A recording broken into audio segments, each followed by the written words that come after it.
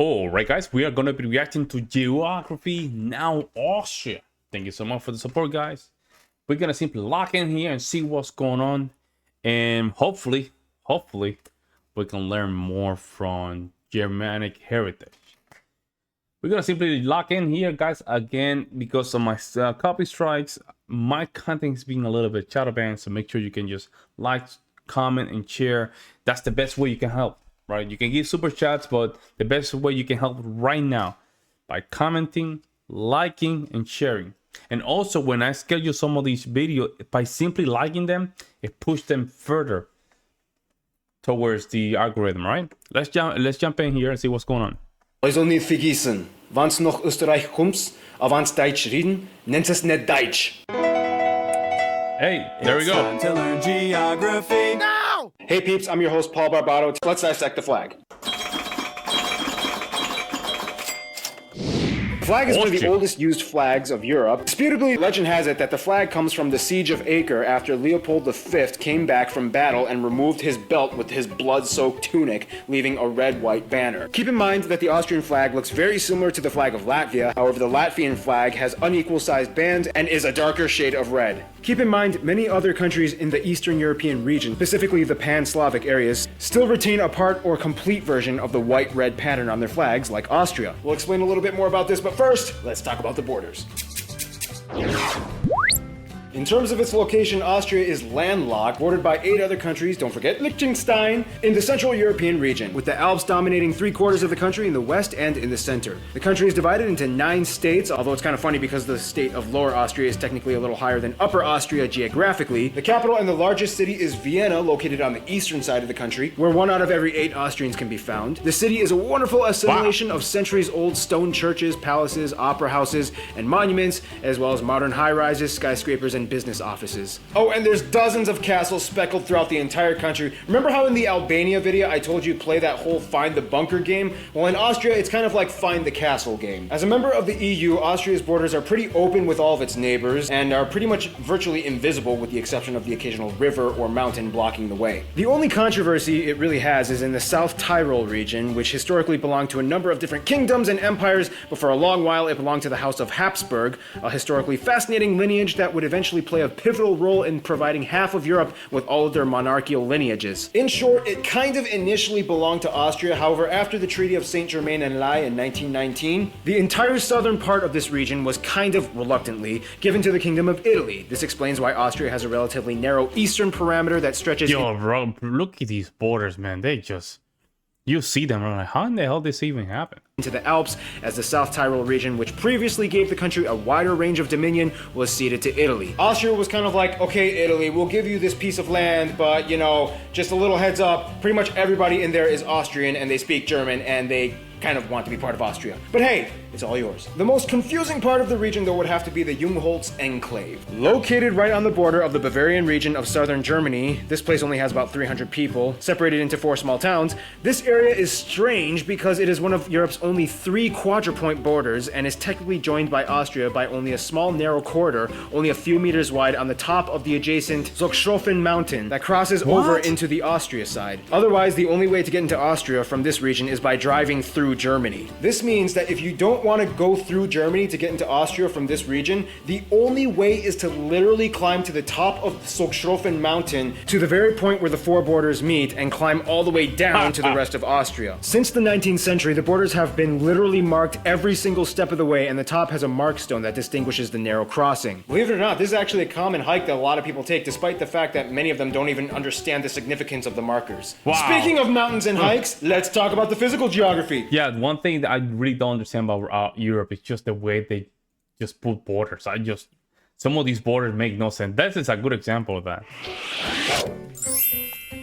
As mentioned before, about 3/4 of Austria is mountainous, with the Alps dominating the center and western parts of the country. These mountains are the characterizing segments that give Austria its distinct national identity, both historically and culturally. In short, even though the vast majority of people in Austria live in the low-lying plains around the mountains, Austria would not be Austria without the Alps. These mountains can actually be quite quirky, almost with minds of their own. For example, every spring in the Hochschwab Mountains and forests on the east side of the Alps, the snowmelt from the mountains completely engorges the Grüner See, or the the Green Lake, engulfing the entire park with trees and benches underneath it. What? These mountains also provide the perfect setting for Austria's favorite sport, skiing. The problem though is that although these mountains are very beautiful, they do kind of make a lot of the country uninhabitable or difficult to cultivate. And I think that's the reason why there's not a lot of people in Austria. They only have, what, 10 million people?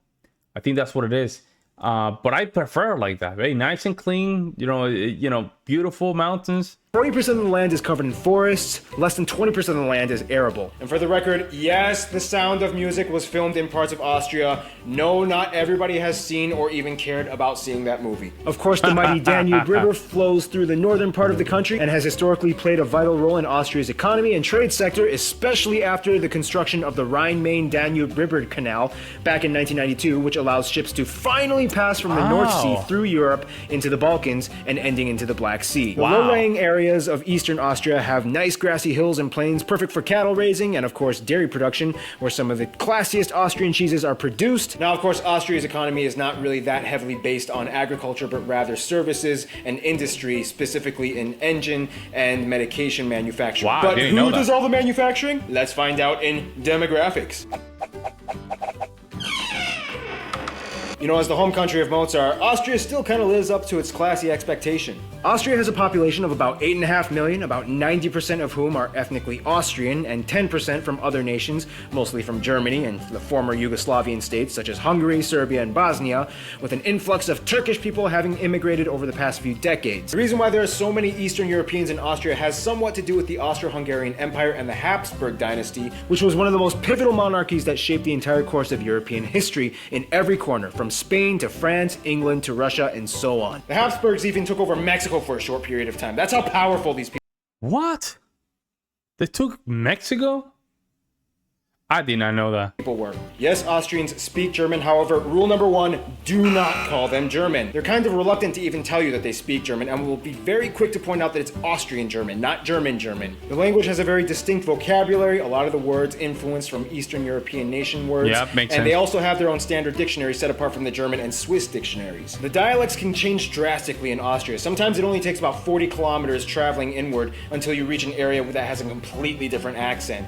And don't even get started on those Liechtensteiners. In contrast to Germans, Austrians like to define themselves as more soft-spoken and reserved. They don't like to upset anybody, and courtesy is very highly expected in this country. Very polite. Educational accomplishments and achievements are very highly prized in Austria. One thing Austrians do kind of obsess over, though, are titles. They prefer to be addressed by every title that they've obtained for themselves, even if it equates to like 15 titles. Mr., Dr., Chairman, Vice CEO, Chairman Otto von Schnitzelbach-Krakengeschäftmeier. One thing that Austrians will tell you that they really like to do is just taking simple walks, whether it's just for an hour to clear their head, and in any weather, whether it's great or whether it's raining. They even have a word for it, spazieren gehen. Don't be surprised if an Austrian invites you to just go for a walk. Go with it. They're a little bit more conservative in their politics, which can possibly be attributed to the growing elderly population. However, the youth have always been known to ruffle up a few controversy feathers here and there. I mean, the winner of last year's Eurovision contest was an Austrian drag queen with a beard. Oh my God. Here we go.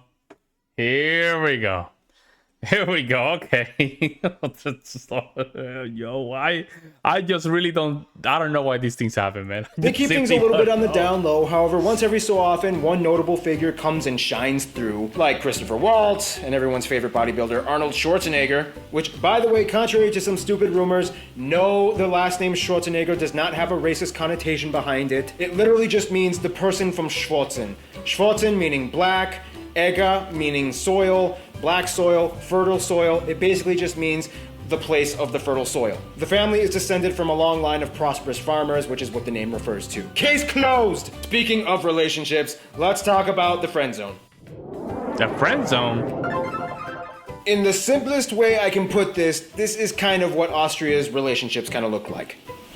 Now shut up and dance with me! Pretty much all of Austria's best friends have some kind of a love-hate relationship with them, but love always wins in the end. It's kind of crazy too, because in the nicest, softest way I can put this, Austria did kind of start or influence both world wars. World War I with the attacks from the Empire on Serbia after the Archduke was assassinated, and World War II because, well, I mean, Hitler was kind of born in Austria. I mean, no Austria, no Hitler. To this day, Austria is incredibly neutral in their affairs and lies in a very interesting alliance limbo, as they have neither joined NATO or the Warsaw Pact. But enough on that. In regards to their eastern neighbors, because of the whole Austro-Hungarian Empire, Austria and many of the other Central and Balkan states like the Czech Republic, Slovakia, Serbia, Bosnia-Herzegovina, and so on, have close ties to Austria, even though historically they had lots of drama under the Habsburg dynasty. But hey, it was either the Habsburgs or the Ottomans, and they hated the Ottomans. In regards to Italy, Italy has always been a huge trade partner, but of course, like mentioned before, the whole South Tyrol region thing kind of causes a little bit of tension.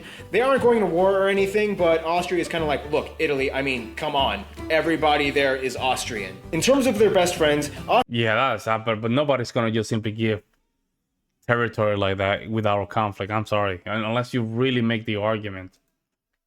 You know what I'm saying? Like, Austria would kind of reluctantly say Germany, but more specifically Bavaria, the region of South Germany. Bavarians and Austrians are very similar in their culture and tradition. Some Austrians will tell you that because they get along so well, Bavaria is said to be the 10th Bundesland, or state, of Austria, although Bavaria alone has more inhabitants than the whole of Austria. You know all that stereotypical Lederhosen and Dirndl costume stuff that you see on all those Oktoberfest commercials? Yeah, that's kind of what you would attribute to Bavarian and somewhat Austrian culture, but they only do that on special occasions. I mean, if it was up to me, I would wear that stuff 24/7, but hey, to each his own. In conclusion, Austria is kind of like the country that secretly changed the entire course of all of European history right under our noses without us even knowing about it. Here's one more picture of Arnold Schwarzenegger, and get ready because Azerbaijan is coming up next. hey, shout out to this dude, man. He really nailed it. Austria is, you know what? Austria, it'll be the perfect place for me to move. Austria. I'll be close to those mountains, not too close where the avalanche can come in, right? But you know, where I can see them, where I can see the mountains. You know, during the summer, I would love to just walk there, just, you know, feel the snow, all the stuff. You see what I'm saying? It'll be amazing. It will be amazing. I'm telling you. Very, very good, man. Let me know what you guys think. This was recommended from one of y'all. I really appreciate it. Again, make sure you guys subscribe, share. I'll see you in the next one.